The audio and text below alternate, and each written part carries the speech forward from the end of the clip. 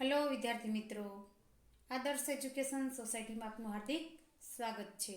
હું આદર્શ છું. પ્રથમ પાઠ ચિત્રપદાની ચિત્ર દ્વારા દર્શાવાતા શબ્દો. ચિત્રપદાની પુલ્લિંગ શબ્દો. આજે આપણે ચિત્રપદાની એકમાં આપેલી કેટલીક વસ્તુઓના સંસ્કૃતમાં અકારાંત પુલ્લિંગના નામો જાણીશું. આસંદઃ એટલે ખુરશી. સ્યુતઃ એટલે કે થેલો કે બેગ. પત્રભારઃ એટલે પેપર વેઇટ. સમીકરઃ એટલે ઇસ્ત્રી. ભ્રમણભાસઃ એટલે મોબાઈલ ફોન. પર્વતઃ એટલે પહાડ. પર્યંકઃ એટલે પલંગ. કટઃ એટલે સાદડી. દંડદીપઃ એટલે ટ્યુબલાઇટ. પાદપઃ એટલે વૃક્ષ. ચષકઃ પ્યાલો કે ગ્લાસ. કંદુકઃ એટલે દડો.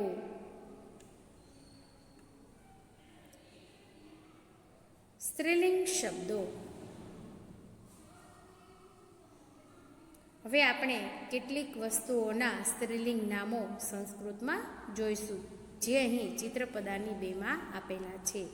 અહીં જે શબ્દના અંતે આ પ્રત્યય લાગે તેને આકારાંત સ્ત્રીલિંગ તથા જે શબ્દને અંતે ઈ અથવા તો દીર્ઘ ઈ પ્રત્યય લાગે તેને ઈ કે ઈ કારાંત સ્ત્રીલિંગ શબ્દો કહે છે.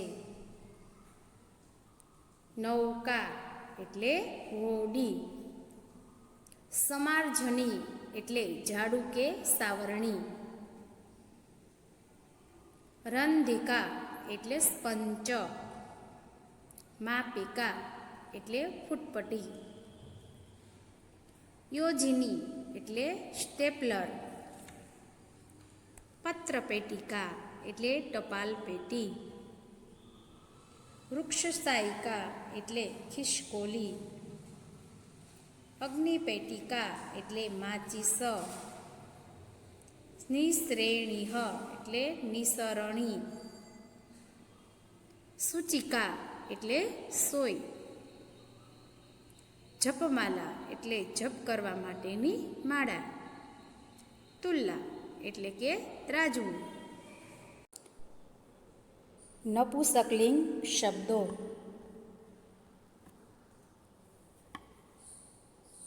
હવે આપણે ચિત્રપદાની 3માં સંસ્કૃતના કેટલાક નપુંસકલિંગી શબ્દોનો પરિચય મેળવશું.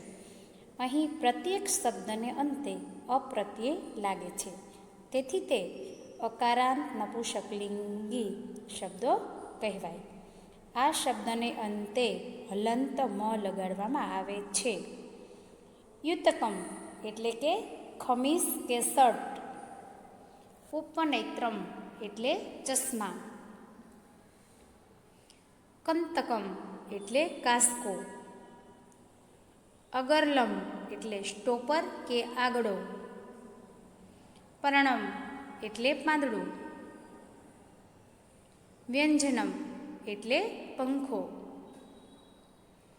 આમ્રફલમ એટલે કેરી. ગૃહમ એટલે ઘર. સંગણકમ એટલે કમ્પ્યુટર. દ્વારમ એટલે દરવાજો કે બારણું. ફેનકમ એટલે સાબુ. વાતાયનમ એટલે બારી. ચિત્રપદાની 1 થી 3 જોયા પછી હવે આપણે કેટલાક પ્રશ્નો જોઈએ. કે ચિત્ર છે આપેલું છે અને નીચે 4 વિકલ્પ આપેલા છે.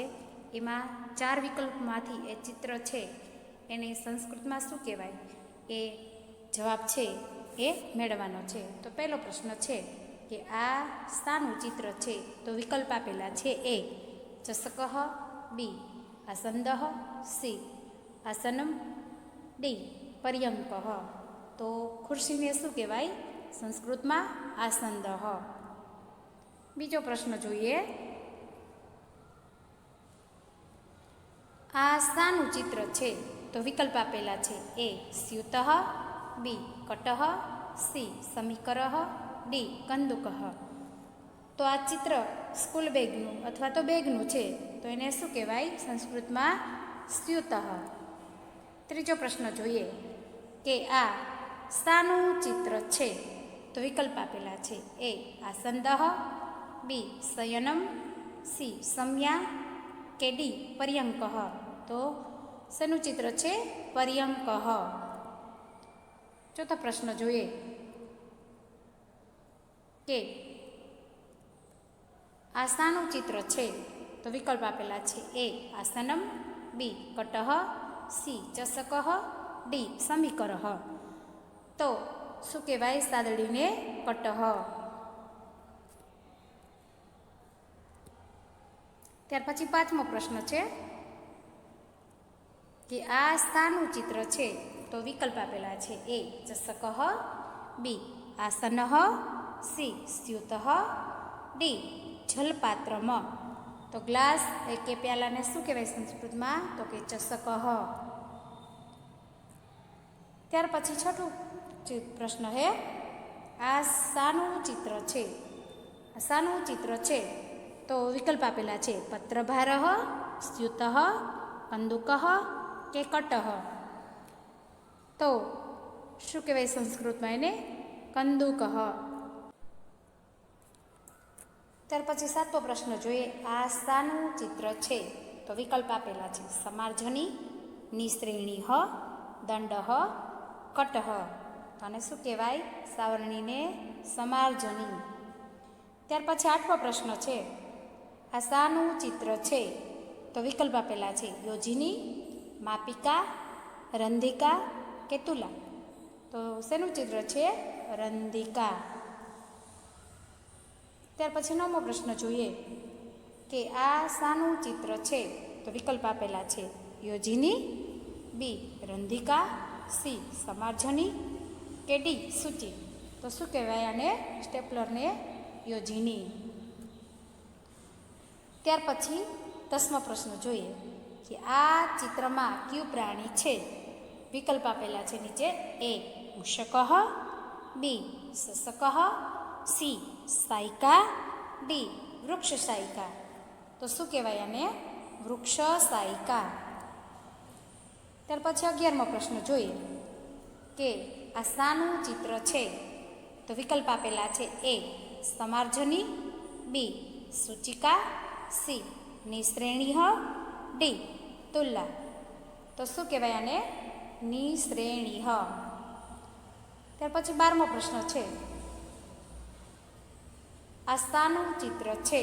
તો વિકલ્પ આપેલા છે. એ વસ્ત્રમ, બી યુતકમ, સી કંતકમ, ડી અગરલમ. તો શર્ટને શું કહેવાય? યુતકમ.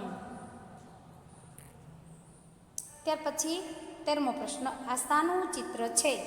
તો વ્યંજનમ, બી કંતકમ, સી ફૈનકમ, ડી યુતકમ. તો દાંતિયાને શું કહેવાય? કંતકમ. 14મો પ્રશ્ન જોઈએ કે આ શાનું ચિત્ર છે? તો વિકલ્પ આપેલા છે. એ વ્યંજનમ, બી વર્ણમ, સી ફૈનકમ, ડી અગરલમ. તો એનો જવાબ શું આવે? વ્યંજનમ. ત્યાર પછી 15મો પ્રશ્ન છે કે આ શાનું ચિત્ર છે? તો વિકલ્પ આપેલા છે કે ગૃહમ, કુટી, યુતકમ, કે દ્વારમ. તો આને શું કહેવાય? ઘરને ગૃહમ. ત્યાર પછી 16મો પ્રશ્ન.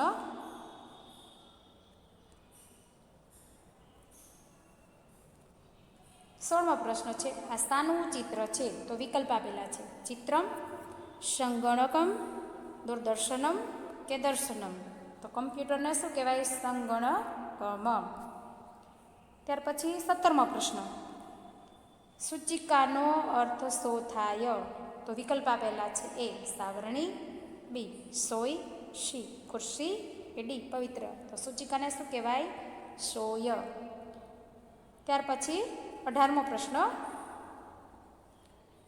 નિશ્રેણી શબ્દનો અર્થ શો થાય?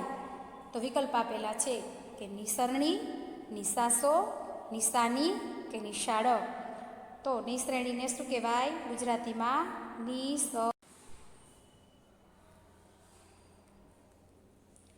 19મો પ્રશ્ન.